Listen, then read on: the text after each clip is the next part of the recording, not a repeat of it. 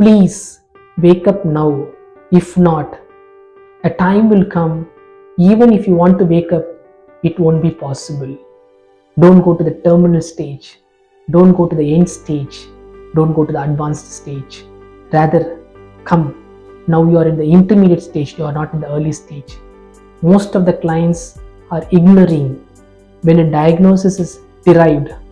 They are in the intermediate stage. They are not at the early stage. You all must have heard pre-diabetes, diabetes, pre-hypertension, hypertension, pre-dyslipidemia, dyslipidemia, overweight and obesity. All are associated with the early methodology. How many of the patients are coming at the early stage to you? They are ignoring the health. They are not bothered and they want to counter it. They will go for physical fitness. They go for erratic dieting pattern.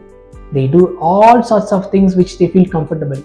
But one day they will realize, my God, I have moved from mild to moderate, early to intermediate.